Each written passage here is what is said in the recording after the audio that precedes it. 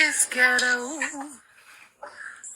Song, go, song ghetto. It's ghetto, baby. But we don't settle, baby. No, I'm missing all the beats. But it's alright. You know how that original flight put the words on the paper. Maybe best time, better save them for later. Yeah, I need to save because I don't really got the time. My mind be gone, my time be blown. Look up and the seeds that I've sown, they flourishing. Yeah, cause God is forever nourishing. I make up anything. I make up anything. That it's a bunch of mess. Just like this podcast, let's get into this mess, as my husband likes to call it, the morning mess. Hey. What's up, guys? That rum was all over the place, right?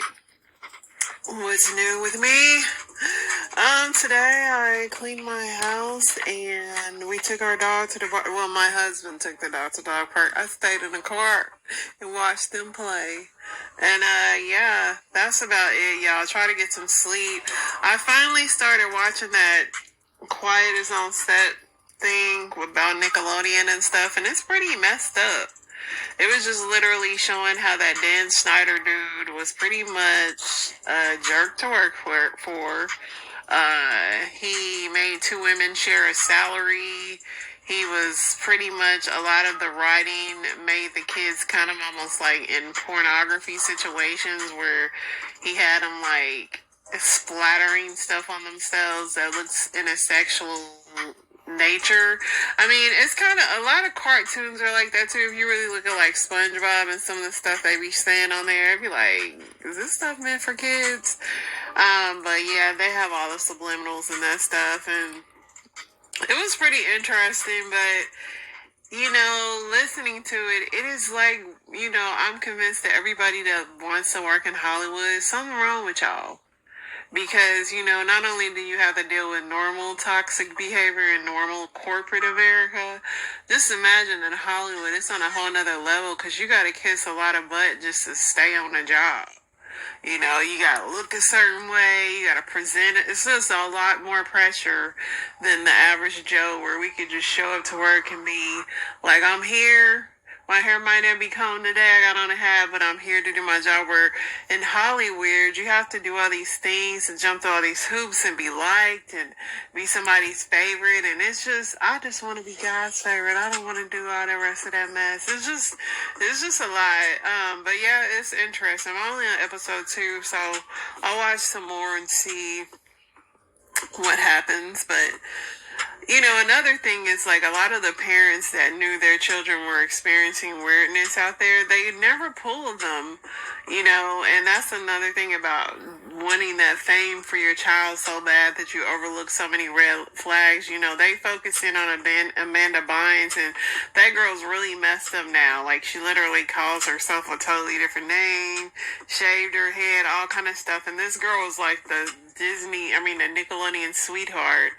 And she just went cuckoo cow, and she was up under that Dan Schneider dude, and a lot of people were mentioning they were really close, and they were in a hot tub scene together, and these are all things he wrote, meanwhile she's just a kid, and her parents just never found any problems with that, and now look at her. So it's kind of like, at what at what level do you sacrifice even your child for this so-called fame? Like, where you're just like, it's one thing, and that was one thing interesting that they said that these kids were like 8 to 15 years old.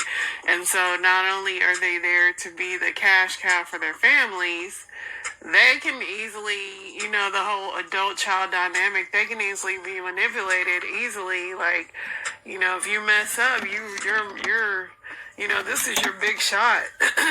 Where like us normal people, it's like if you mess up, you get another job or whatever. You can do whatever. But like when you got your whole family like depending on you, especially when you're a kid, I couldn't even imagine just the pressure. I guess that's what Beyonce was talking about when she said 16 carriages running away. I mean, she talked about having to support her family and all that stuff. I couldn't imagine. It's a lot. And shout out to the normal people that support their family, without any of the, that's supporting their family on that Burger King salary or whatever. I mean, you gotta shout out the regular folks. So Trump is eyeing Marco Rubio as his potential VP pick. Sure. Elon Musk Neuralink shows his first patient is playing chess with his mind. Fun. Netanyahu tells Republican Gaza war will continue days after Schumer speech.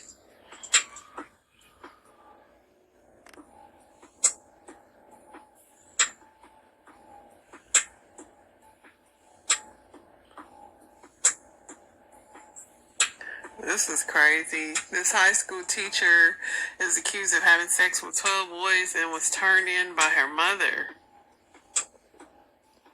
High school teacher is facing numerous charges following allegations that she had sex with at least 12 underage boys. Authorities said Jaden Renee Charles was charged with 2 counts of grooming and 2 counts of aggravated sexual assault of a child.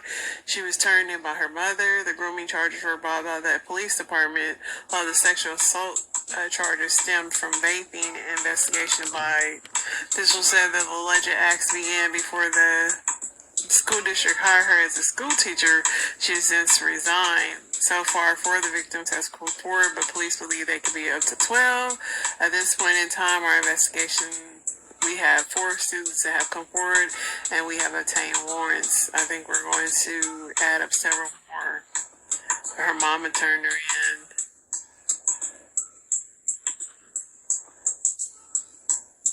Bruce Springsteen is back touring after his health scare.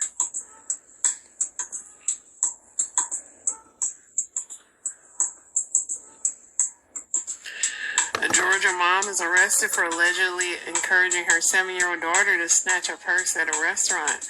Look at the pressure of this 7-year-old. Her mama got her freaking committing crimes. That's what I'm saying. The mom is accused of killing her 8-year-old daughter she said was possessed by spirits. Cray.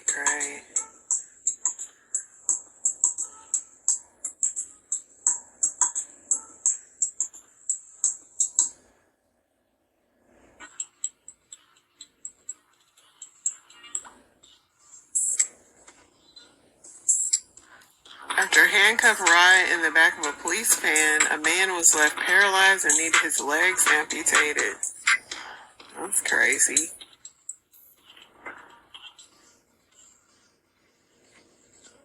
He was lying down in a grassy lot to ask what he was doing. I fell asleep, he responded. Then the officer said they would give him a ticket. And he said, "You're going to write me a ticket?" And she said, "No, you're going to take a ride today. I've decided that you're going to actually go to jail today for too many problems with you," she responded. "We're getting all kinds of complaints. Can't be doing this. You got tickets all the time. You don't care. You don't change your ways." Backer then arrived at the scene in a police van, restrained and handcuffs at the front of his body using a metal belly chain, which restricted him in his arms.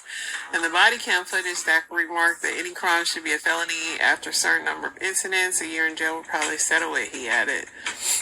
Alcohol has been an issue throughout his life, but it never resulted in any violence. The officer drove in a reckless manner. When he was placed in the back of the van at an unsafe rate of speed, and also had a hard stop where he was thrown forward and his head struck a metal partition, according to the suit in the video.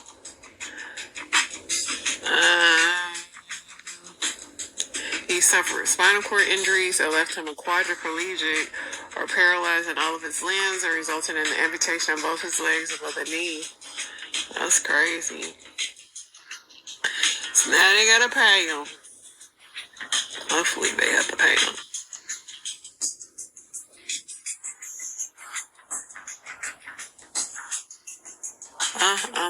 Florida City Commissioner is accused of spending a 96-year-old's money on a facelift and hotels. She was like, she didn't need that. The royals are learning to live with conspiracy theories. One thing about them people over there, they is some nosy people. Like, if Biden's wife was, like, sick, I feel like we wouldn't care that much. Like, I mean, the way they watch these people, like, is crazy. It's just crazy. Maybe we got too much drama over here, they don't care.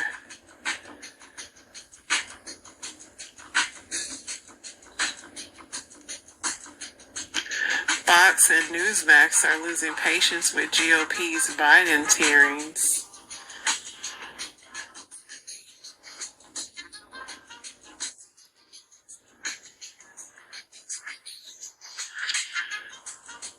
The Traveler calls out Carnival Freedom Cruise. Yeah, due to it being cold.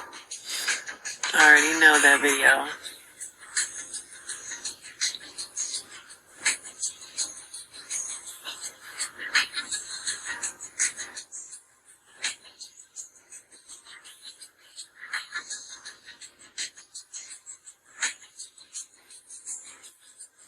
Georgia executes its first prisoner since before the pandemic.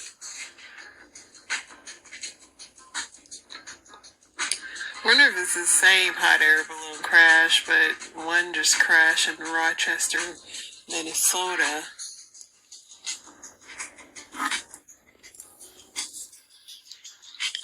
A shipping billionaire was intoxicated when she drowned in her Tesla.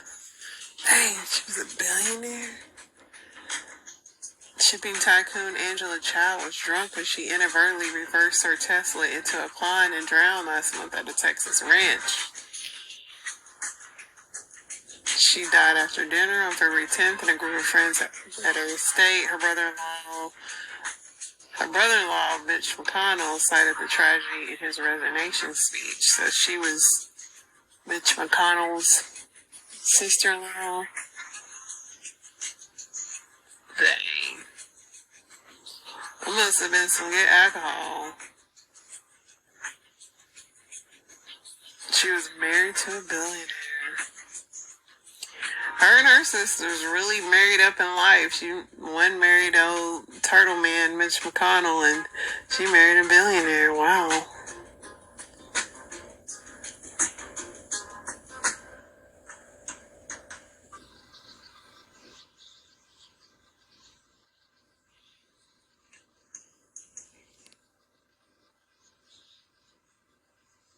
Republican senator receives death threats over anti-TikTok bill. Powerball winning numbers for March 20th drawing as the jackpot soars to $687 million. Let's see if you guys won. The winning numbers are 13, 22, 27, 54, 66 for a Powerball of 9. Listen, I hope these are my winning numbers. Or one of yours. It would be cool if one of my listeners won the Powerball.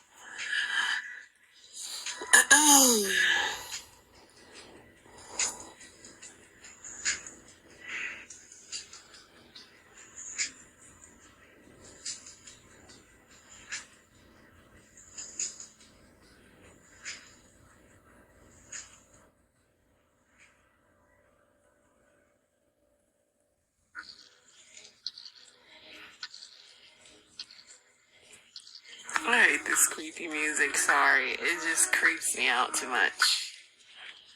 I don't know why. I can't. Too creepy. Too creepy. So with y'all on this sad music. Blanket Jackson filing to block grandmother no estate money for appeal. Now Blanket actually looked like his daddy. He looked like he got some sperm from old Mike. Michael Jackson's family is involved in a complex legal battle, and they're not all on the same side because MJ's son Blanket is trying to stop his own grandmother from using estate money in her ongoing fight. Here's the deal. Blanket, MJ's youngest son, whose real name is Biggie Jackson. I never knew his name. Begi. Filed documents this week obtained by TMZ asking the court not to allow his grandmother Catherine to use Michael's estate money to fund an appeal of a previous ruling. Basically, Blanket and his grandmother were recently working together to stop executors of Michael Jackson's estate from going through with the huge business transaction that they were very much so against. The docs don't say exactly what the transaction was. It's been shrouded in mystery throughout the saga, but based on recent reporting, it seems like it may be related to the deal the estate made with Sony to sell about half of Michael's music catalog for $600 million. Blanket explains he and his grandmother presented their arguments in the opposing deal, but ultimately the court ruled against them, seemingly bringing the legal issue to a close. However, Catherine decided to appeal the ruling, a move Blanket says he doesn't want any part of, and more importantly, he doesn't want his father's estate paying for her legal bills. As you know, he's an heir, so that cash is pretty important to him. The way Blanket explains it in the docs, the appeal has little chance of winning, and he says he doesn't think it truly benefits the beneficiaries of the trust to continue the fight, so he simply doesn't want the state to foot the bill for it, something Catherine wants. Blanket also asked the court to use its best judgment to grant Catherine reasonable attorney fees incurred from the pre-appeal battle, which he agrees she's entitled to, at least in a certain extent. It's unsurprising Blanket's filing against Catherine. Just yesterday, executors of Michael's estate reportedly claimed that she receives a seven-figure allowance for the year, money Blanket presumably would rather she use for the appeal instead of the estate's dough. Seems like the family's not totally seeing eye to eye on this when the judge has yet to rule. I mean, she's trying to say Michael's music. I get it.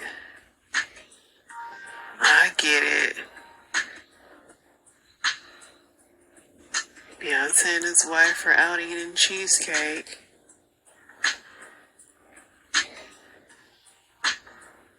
Another real housewife has a DUI. Shocking.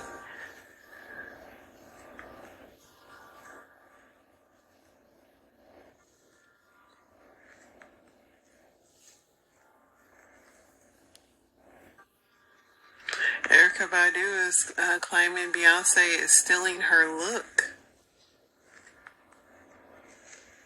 Beyonce saddled up and unveiled her alternate Cowboy Carter album cover on Wednesday, and Erykah Badu is all fired up about it, thinking it's a full imitation of her, and no, she's not flattered. She's accusing Bey of copying her signature beaded bob hairdo without so much as a thank you, prompting Erykah to repost the image with a mockingly curious, To Jay-Z, say something, Jay. You gonna let this woman and these bees do this to me? In fact, the Beehive is so wrought up, Erykah switched from IG to X, where she urged Jay-Z to come to her rescue, posting, say something, Jay, you gonna let this woman and these bees do this to me? Tough position for her to put Hov in. After all, that's his wife. It's interesting for Eric to sing it out on the hairstyle because Beyonce's alternate Cowboy Carter album cover has a lot of happening. The singer poses in the buff, only covered in a sash with the Act 2, and I can't never say that girl's name, her cousin, stamped across the front. Yeah, Erykah's laser focus on that hair. This isn't the second time she targeted her last year for a hat that she wore. I mean, listen, Erykah Badu has some distinct styles, but that braided look is not invented by Erykah. Sorry to say, but they just not. Drake Bell is still him and Drake and Josh, who had the show. People were assuming he didn't say nothing to him in his defense, but Drake said Josh did reach out to him, guys.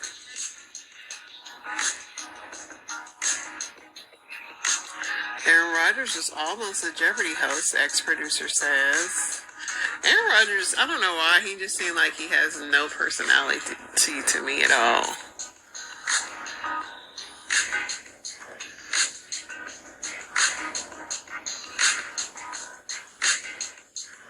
Alright.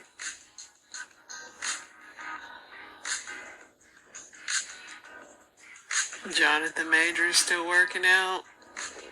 It's something about Jonathan Majors that he seemed like he musty to me, and I don't know why. It's something. Maybe because he's always working out and shirtless or whatever, but he seemed like I don't know, it's a little BO or something.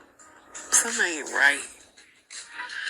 Let's see. The husband of Selling Sunset star Kristen Quinn arrested for assault after allegedly striking their minor son in a domestic incident. I've really never watched this show, but yeah, if you're interested in that. The complex dynamic of success and romance. Do successful women intimidate men?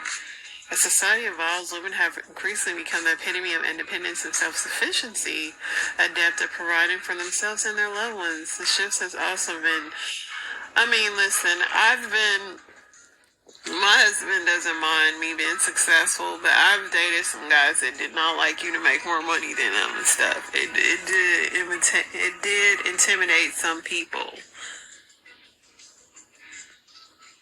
Larson, Marcus Jordan have broken up again. I think they realized nobody really cared about their relationship.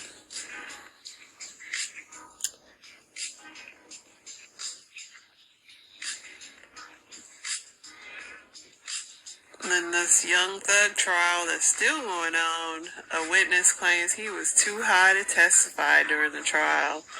He like, yo, I ain't even gonna hold y'all. I'm too high for this. Modern relationship debate. Is it okay for your man to go to the strip club? Luckily, my husband does not like strip clubs, so even still, I wouldn't want him going, but he don't like them, so there's that.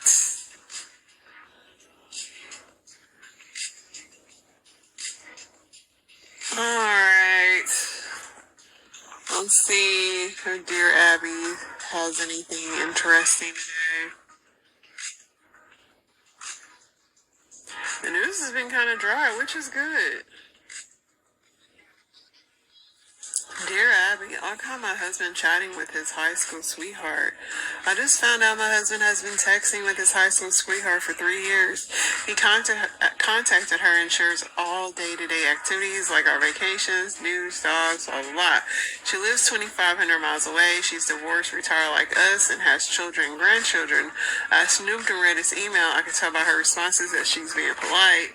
I don't understand why he contacted her after so many years and why he shares everything with her, as we have a close relationship and share everything. He did mention a year ago that he was in touch with her. I didn't think much about it then, but now I know how long it's been. I'm wondering why. Why don't you ask? Dear Puzzle, what's happening could be innocent or it could be crossing a line. You will never know until you discuss with your husband. Duh. Maybe he don't have no friends. Maybe that's why. Dear Abby, I recently started planning my wedding. Half the friends I want as bridesmaids are very conservative. They think sex is sacred and should be talked about only discreetly, not joked about, mentioned on TV, etc. I used to hold similar views, but I no longer do. Neither do other half of my bridesmaids. My dream bachelorette party is the kind you see in movies, a group of girls going out on town, getting tipsy, maybe a little stupid, nothing dangerous with sexy games, yada yada. Should I split the guest list? Just ask them, do they want to come? It's very simple. I've been to bachelorette parties with so-called prudes, and they be the main ones doing the most. So they said, yeah, split the guest list.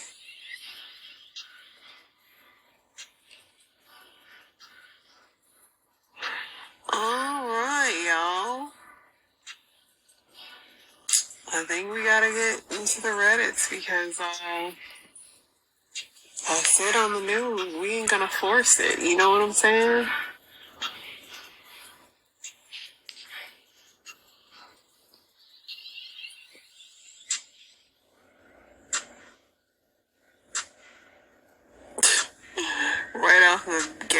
what's the most annoying thing about a wiener? I don't really care because I don't have one. Um,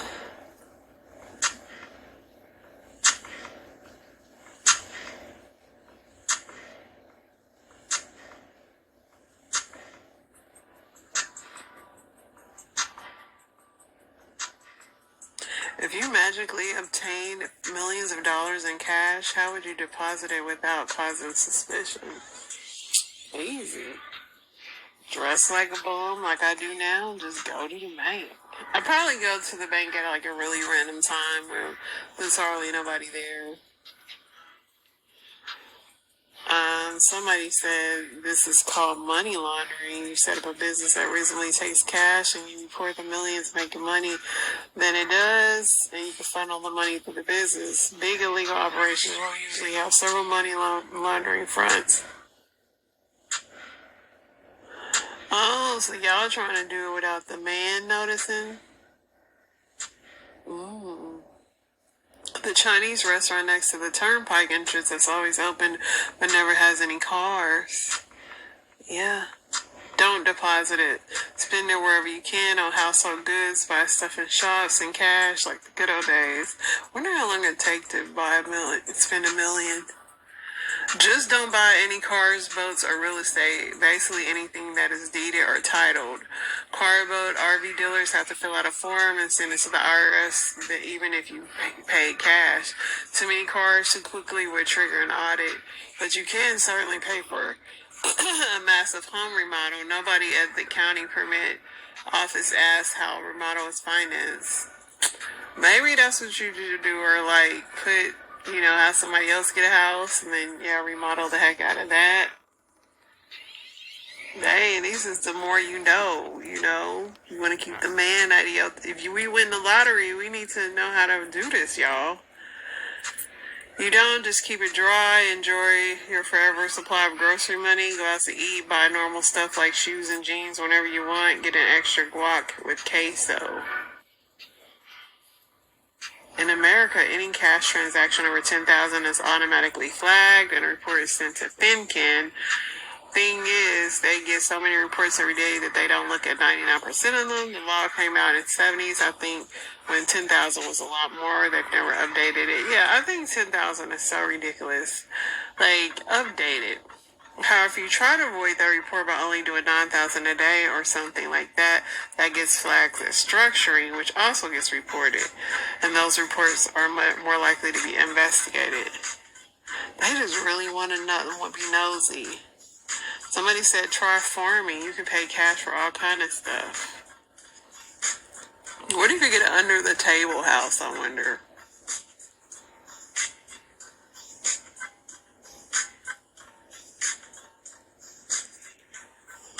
If it's illegal money, keep it under your mattress and spend it little by little so as to not raise suspicions, and look for a way to launder it. If you obtain it in a legal way, you'll have no problem in justifying its origin and be able to deposit it in the bank.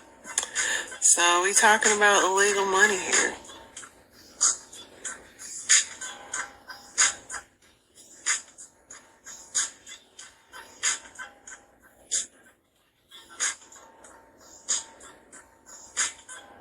What's an inexpensive thing only rich people have or do? A little floater on their boat keys. Post says inexpensive. Half of these are freaking expensive. Lower interest rates on loans. Banks rush. Yeah, they don't. Rich people really don't get late charges and all that.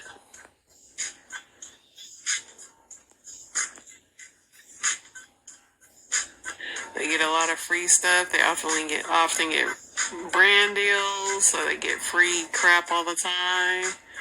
Yeah, just for being famous, you can get all kind of free crap. Access to all events. The life of a rich man. Somebody say Grey Poupon.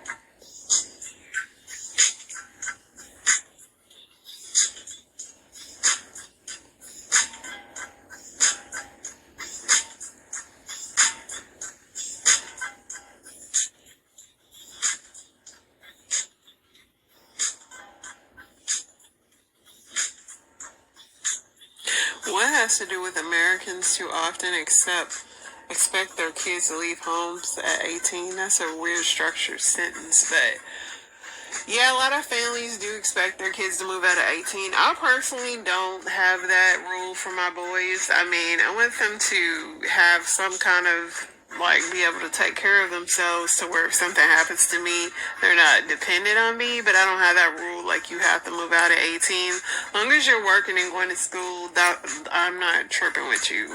My oldest did not move out until he was, like, 25. So... and that's only because he stopped working, and I was like, oh, it's time for you to move out. You must be rich. So I kind of pushed him out the nest, but I don't have that rule. I think it's a crazy rule, actually. And I left at home at 17.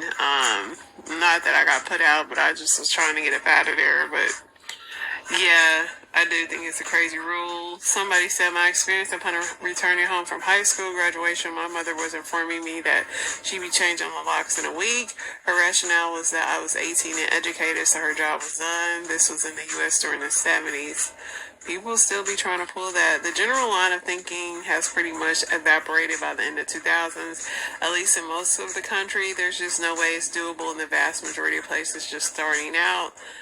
Yeah. And they still got minimum wage, like, way behind. Some people are saying not really true anymore. Living with your parents in adulthood is very common now.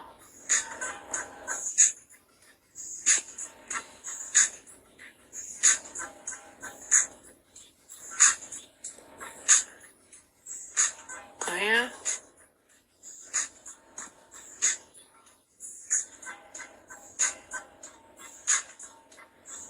What is something you used to strongly believe but you don't anymore?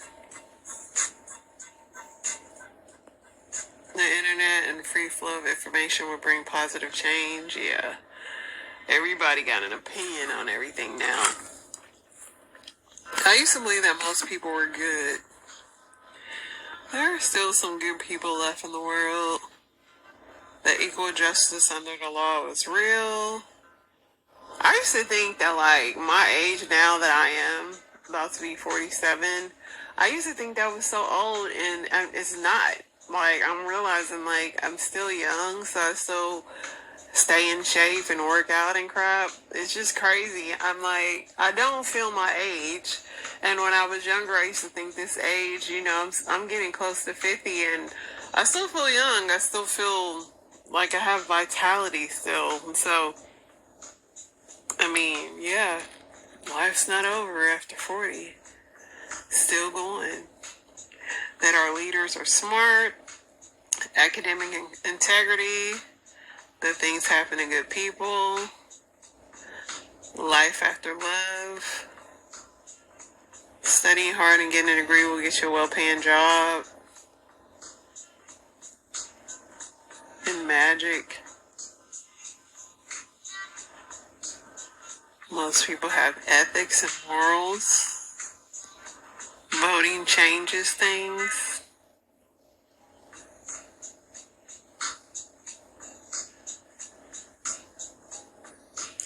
In the past, something must have happened to our ancestors for centuries to make us instinctively clench our butts when something scares us.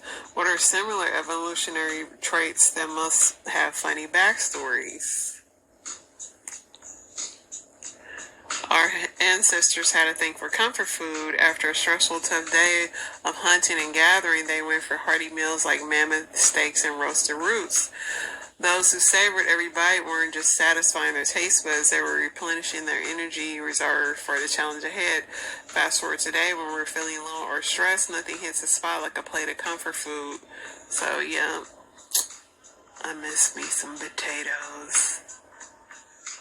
It's thought that sense of humor has a deeper backstory. Amidst the daily struggles for survival, one clever individual discovers the power of laughter to alleviate tension and foster social bonds.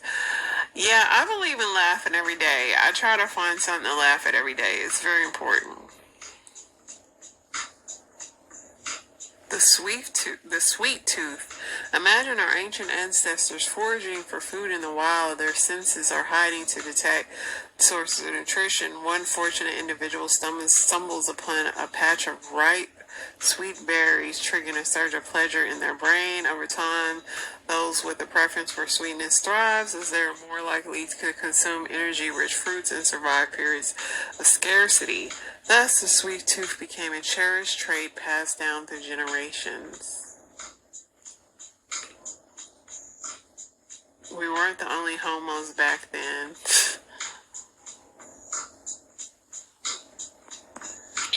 Oh, somebody said cold shrinking your penis. Let's get into Am I the A-hole? This is weird.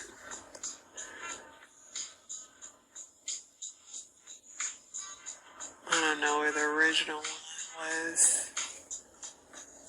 So I guess this girl was, I don't know. She has an update. So I get home from social. The thing is, the update is, am I the a-hole for not wanting my mom's boyfriend anywhere near my vagina?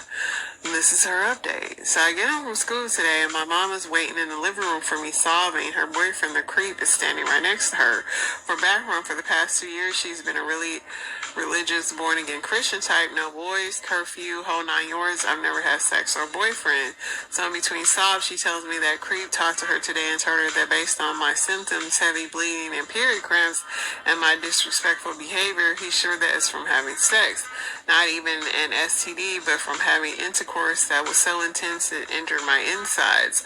I've literally never heard of this, and I looked it up later, and it's not even a thing. Meanwhile, the creep is sitting there mostly silent, nodding along with my mom saying, I tried to get a word in, but that's when the creep started in on me, telling me don't even bother denying it. I've been a gynecologist for over a decade. Oh, I guess he's a gynecologist. I know this when I see it. Yada, yada, yada. My mom then starts yelling at me like, how could you do this to me? And so on and so forth. She's convinced I've gone out having sex with boys from school. I've literally just been seeing 2 or 3 friends I have. So then they explained they decided to gather some consequences for what I allegedly did, that I'm grounded. They're going to switch out my iPhone for a dumb phone so I can't use social media. I'm not allowed to see my friends. This is the effing crazy bit. The creep is going to perform a weekly purity test, invasive vaginal exam to make sure that I'm not actively having sex until they can trust me again. And the first one is going to be this weekend. Yeah, you probably need to go ahead and call CPS, my friend. Because your parents is tripping. Somebody said call the cops and CPS and social services. Doctor license will be removed. Yeah, if you just even threaten that. Honestly, I wouldn't even do that. I'd just go to school and tell them what's happening so you don't alert them, because they might try to pull you out of school.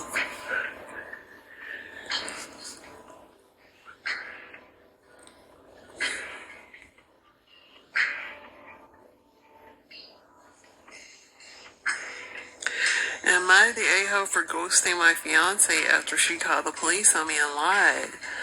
I just need to place a vent about what happened recently and seek advice on how to move forward. Me, I'm 28, man, and my fiance is 25. We got engaged 2 weeks ago.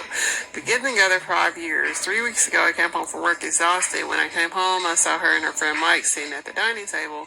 I went over to my girlfriend, kissed her on the cheek, and dapped on Mike. I didn't really think too much about it, him being there. I know him really well, and he's known my girlfriend since they were little kids. I just asked if he wanted a beer or something, but he refused, stating that he was there to talk to me. I was confused at first, but when I looked at their serious expressions, I knew it was something serious. I grabbed a beer from the fridge and sat on the table as well. They started talking about how close me and Mike were getting over the last years and stuff. I just sat there flabbergasted. I didn't understand what they were trying to get at. I think me and Mike were sort of social buddies if we were both attending some games together, blah, blah, blah. My girlfriend asked me if it was okay if Mike could stay over for a few weeks since he recently got fired and evicted from his place. I told them of course he could stay, and da-da-da. The first week, things weren't bad. He just kept to himself, did chores. I asked him if it was fun having someone in the house to watch basketball with. After that first week, things took a massive turn. I started seeing empty beer cans everywhere, his dirty socks stuffed into our couch. I confronted him about it, but he just apologized to me and said it wouldn't happen again. I told my fiance, but she told me to cut him some slack. I started seeing dried up vomit on our toilet seats, and that's when I suspected he was an alcoholic. I started seeing empty bottles of rum, whiskey, yada yada. My fiance couldn't less either, and that she couldn't care less, and that made me mad even more. 5 days ago, I came home from work and my apartment reeked of alcohol. I just lost it. I stormed to the guest room and found him drinking a beer on the bed. I just went off on him. My girlfriend came over and tried to calm me down, but I didn't budge. I told him he has 2 days to clean my apartment and to get out, otherwise I was going to call the cops on him. I guess he didn't like what I said. He just got off the bed and charged at me. All I remember is him ramming me into the wall behind me and hitting my head against a sharp object. The next thing I know, I seen an officer pointing a flashlight at my face. I asked him where Mike was, and he told me he was in the safe place where I couldn't hurt him. The other cop grabbed me off the floor and dragged me outside. I saw my girlfriend and Mike talking to a cop. At this point, I'm fading in and out of consciousness. When she looked at me being escorted down the stairs like a rag doll, I wanted to tell her something, but my head just hurt too bad to form a sentence. I got put in a cop car and was driven to the station and put in a holding cell. A cat asked them why. All they responded with was, "I have a right to remain silent." I remember just sitting in a cell with my head feeling like it was going to explode any second while trying to make sense of what just happened. I remember dozing off and at some point being woken up by a cop. He told me I was lucky they didn't press charges on me and I was free to leave. My headache felt much better at this point, so I could actually form sentences. I asked them to explain to me what happened. They told me they received a phone call from my fiance claiming I was drinking again and got really violent, and her friend had just subdued me to stop me from hurting her. I was so confused, like who was drinking and who got violated. He just told me the same story again. I was beyond mad. As soon as I got my phone back, I texted my dad to come pick me up and to drive me to my apartment. He tried to pose questions as to why I spent the night in jail, and I just told him to drive me home. I'll explain later. Once there, I just stormed upstairs to see if my door was unlocked, and to my surprise, it was, and my now ex-fiance was sitting on the couch. I could tell she had been crying since her mascara was running down her face. She jumped up and tried to hug me, but I just pushed her off, and she told me to get the F out of my apartment. She tried begging and pleading, but I told her to shut up, and I packed a few essentials to get out. She left after begging a bit more. I immediately called from work claiming I had injury and got dispatched to the hospital. The whole day seemed like a fever dream to me. Nothing made sense. Why did my fiance lie to cops? That's all I thought about all day. She tried calling me a million times, but I kept trying to ignore it until I just couldn't hold back anymore. I picked it up and told her to explain everything. She ended up telling me that after Mike knocked me out, they both started to panic. She was scared of calling the cops on Mike since he already was on probation. She told me that in a moment she made a stupid decision to claim that I tried to attack her. Mike protected her. She texted me all kind of apologies, yada yada. After I started randomly throwing up, I went to the hospital the day after and found out I had a concussion and would be forced to stay home for the next month. I'm beyond hurt by this. Why would she choose her friend over me? Why did she try to ruin my life and save her friends? She tried coming over several times a day, but I never even dared to answer her. I blocked her on everything, but today I got a text from her mom claiming she tried overdosing on painkillers yesterday and was in the hospital. All she wanted was to see me again. This made me sort of regret ignoring her. I haven't responded to her mom or anyone for that fact. The only person besides those involved who know are my dad and my mom. I'm really conflicted. On one hand, I feel like murdering her for what she did, but on the other hand, I still love her and feel like she made a genuine mistake. I don't know how you feel that. You went to jail and you got a concussion and no. My life is an effing mess, and by erasing the last 5 years, it would probably just make me end it all. Dude, just go to therapy. That girl's no good for you. Anybody that lands you in jail, especially lying on you, I don't want to see the love of my life being buried over me ignoring her. She'll be fine. She slept fine when you went to jail. I don't want to force my poor mother to be my caretaker for a month. I feel like my fiance's responsibility now. I'm so done with everything. I'm literally glued to bed all day, and my laptop phone are the only things keeping me sane. What should I do? When Mike injured your head, they should have called an ambulance. By delaying your medical care and then delaying it further by lying to the cops and sitting in jail, they could have ended your life. And your month-long bed rest could be the result of not getting immediate care. Head injuries are no joke. I would be getting her to admit everything via text and pressing charges. Also, if you're arrested, there's not an arrest record. That's what I'm saying. You should be focused on that. Hands up, who thinks she's effing Mike, right? A lot of people think she's screwing Mike. Not the a-hole. You did not make her suicidal. Sorry, had to make that clear first. She made herself suicidal. Her choices made her suicidal. Her choosing an alcoholic who is on probation for crimes. You're not responsible for her choices. You deserve someone who will choose you. That's that. Always pick somebody that's choosing you. Alright, that was long, so let me read one more.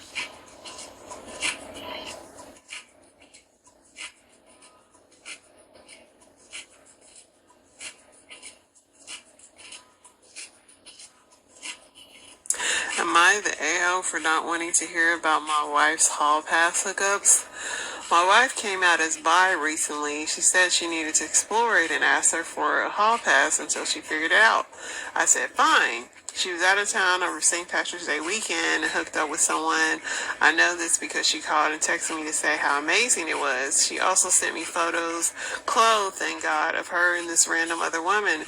I asked her to stop sending me those texts and photos, told her I did not want to hear anything about it, and deleted the photos from my phone. When my wife got back home, she was furious. She said I was keeping her from fully expressing her sexuality and that this hookup was an important experience for her. She said I was being emotionally abusive and committed by erasure. I've tried monogamy before. It's completely not for me. My wife knows this. We have talked about it before. Oh, non-monogamy before. I believe her when she says it's important to explore the side of herself. That's why I said fine, but I also don't want to hear her gushing about how much she loves sleeping around while I'm at home with the kids. But it is important to her. I don't know who's in the wrong here. P.S. Please do not give me legal advice or share your divorce stories or try to talk me into liking non-monogamy or recommend therapy. I know what my legal options are. I know the practical steps. I would have to exercise those options. And I know that there are other steps. If you did something that worked for you, great. If you did something that didn't work for you, I'm sorry. And my wife and I have been in couples therapy for a while, and our therapist is useless. Yeah, your therapist sucks. She said to use I statements and buy 2 copies of a book about non-monogamy. Truly loving the sheer volume of personal insults I'm receiving here. Keep them coming. There's always more room on the block list. Might make for an interesting project to pile up. You need more boundaries. Comment every F you for blocking me. Listen, man. Your wife's exploring her life and you agree to it, and you don't want no advice, so why you put it out here?